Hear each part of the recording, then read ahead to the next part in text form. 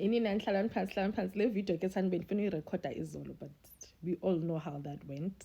Mamelani ke. So uFani Masemula mose bengenile ku day 1, yabo, wazonikeza ngestatement sakhe and all of that. But guys, remember, his statement is nothing without evidence. So ke ngoku bebuyele ke ngo day 2, which is yesterday, ke ngoku ezotsho ba okay, bafikelele kanjani kwinto ethile. Okay, fine. Silapho ke bantase sizofind out nathi babafikelele kanjani kule ndawo bafikelele kuyo, meaning that uphando luye lahamba njani. Nyani, hayi fine. Uthi uFani Masemula uthe ezishilekisele yena ngenye imini tyurukudu kungena i-call.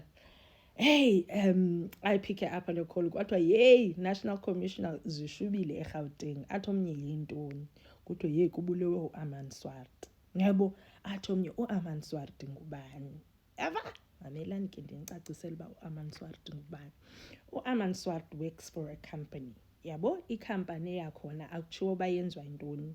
And guys, I'm not gonna go into articles. There are articles around this, but apha sithetha ngento ethethwe nguFani Masemula. So andizufika ndithi article it andiyo journalist mna, thetha indaba zabantu apha ezithethwe ngabantu bazo.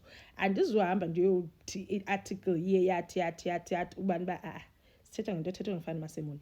Mamelani ke, le company le akutshiwo ba yicompany yenza ntoni, but uAman Swart ebesebenzela le company, right? Kule company uAman Swart ebeyisebenzela kukhiye kwakho itender yakwa-Transnet caba bebe-auditor okanye bebeyenza loo nto. Le tender le yakwa-Transnet, kuloo tender le company iye yafumaniseka bana kukho ii-prices ezi-inflatiweyo. Yabo, laa nto yobana guys uthi mhlambi into i-R2 wena ucharge 100 and something, which was the case in this case. Kuye kwatshajwa into xa bebeyi-R3 something, yatshajwa nge-150 something kule tender. So imali yetender yayimali engaka. Imali engaka imali yetender because of those inflated prices. Yabo, so i-company le ka-Aman Swart okanye i-company le uAman Swart ebeyisebenzela iye yayifumaniseka loo nto, yafumaniseka uba okay, this is what's happening with this tender, kwathini. Yabo, yasiwa nyani emapoliseni into ye-tender, but guys, this is what's happening kule tender and ubani are involved kule tender. Yava, uAman Swart ebebhizi loo nto. So uzothi ke ngoku ngenye imini uAman Swart uphuma emsebenzini. Xa ephuma emsebenzini yayibona la 2 seconds uyithathayo before you drive home, wabe echilekisile emotweni, enqaphu izinto zakhe, yabo, esela necoke, eqhuma like I'm getting ready for the road.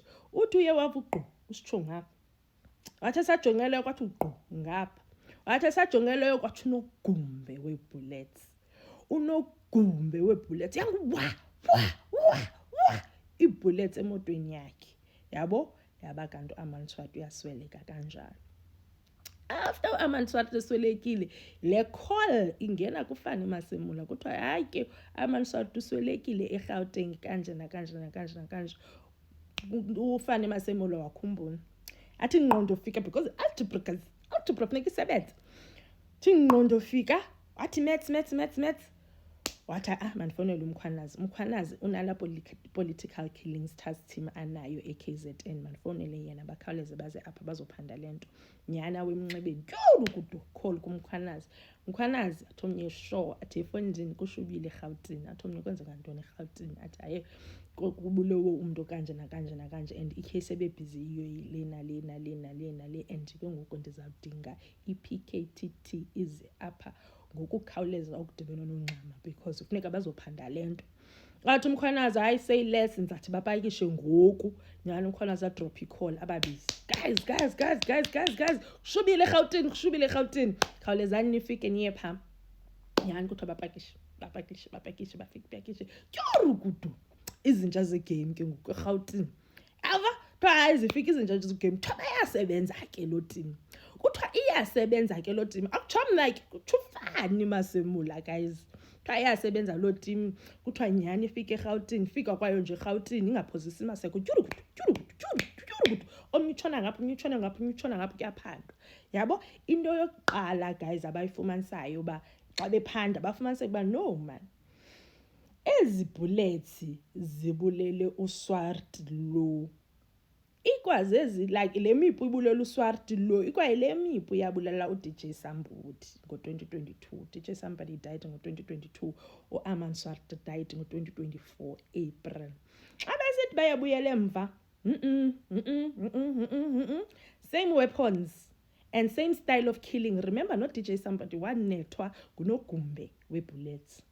Yava? The same style of killing. Same style of yabo.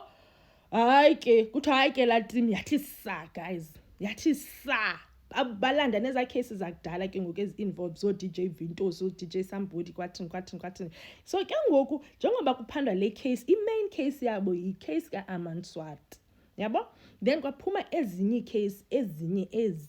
Yabo? So obviously ngoku bazawuya ku-investigating officer iyeza case bana wena ubuphanda i-case ekanje ngo-2022 uphelele phi nophando lwakho, what did you find out ngoku ubuphanda le case. Yabo? So babuyela kwezo case ke ngoku ba-questiona ke ngoku amanye amapolisa la. Niyandiva na guys? Ku-questionwa ke ngoku amanye amapolisa la ebephanda ezi cases zakudala zo DJ Sambudi nobani zingazange zivalwe. Kuphandwa loo nto ba wena uphelele phi, kwathini uzungayenza into ethile, kwathini uzungayenza into ethile, kwathini uzungayenza into ethile. Kuloo nto ka-Aman Swart kwarhaneleka amapolisa. Yava? Abatyholwa ababulali kwaba ngamapolisa. Kwacaca uba ke ngoku kufumaniseka nento zoba kukho amapolisa anyotywa ngeemali ezinkulu, iimali zoomiliyoni. Like kukho guys, kukho i-syndicate mandiyibeke kanjalo. Kukho abantu abasebenza laa nto yobulala abantu and abanye baba bantu ngamapolisa. Siphilisa mafia. Abanye baba bantu ngamapolisa. Yava?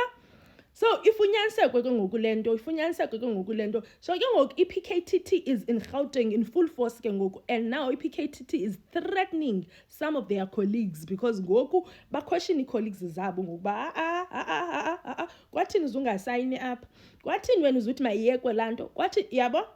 Yeah, uthi uNational Commissioner Fanny Masemula uthe esajongele ityuru kuqu kungena enye call. Le call ithi kukho uJerry ukidnatshiwe. uJerry ke guys kuthiwa is a businessman. Mna andimazi uJerry, I don't wanna lie. Kuthiwa uJerry is a businessman and xa ndibona ii-pictures zakhe uJerry ngaba bhuti is a black guy, ngaba bhuti banxiba into zamabhulu amafama. So I'm assuming ba engumntu weland. I'm assuming ba ebengaba bhuti banechweba baneland. Yes, I'm assuming yes. So kwathiwa ke ngoku Jerry is missing. Yabo, uJerry is missing.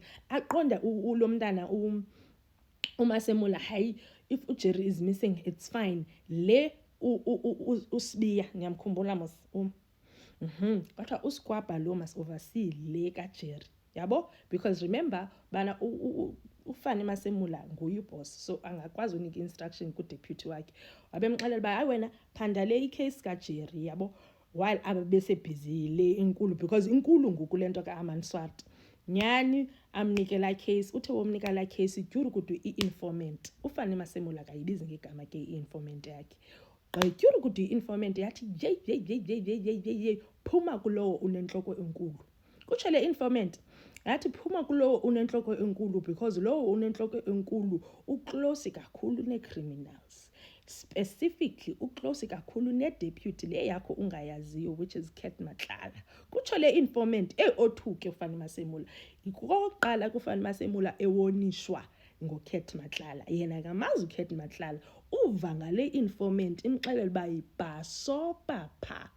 Nyani uthi hayi waqonda makamkhuphe uSikwabha kule case, wa-actor immediately wakhupha uSikwabha kule case wathi PKTT thatha nansi enye icase bantase ndiyayazi ni busy but nale icase ifuna nina. Ngiyava? Nyani kuthiwa hayi iPKTT amapolisa amaninzi sebandakanyekile ke ngoku kule case kaAman Swart. iPKTT yangena no case kaJerry. Case kaJerry ke guys ibe yenye i-web of sise-Mexico. But guys, yeah, case kaAman Swart ihambe apho. Siza kwenza enye ipart ke ngoku singene kwipart kaJerry ba what did they find out and all of that. Kubi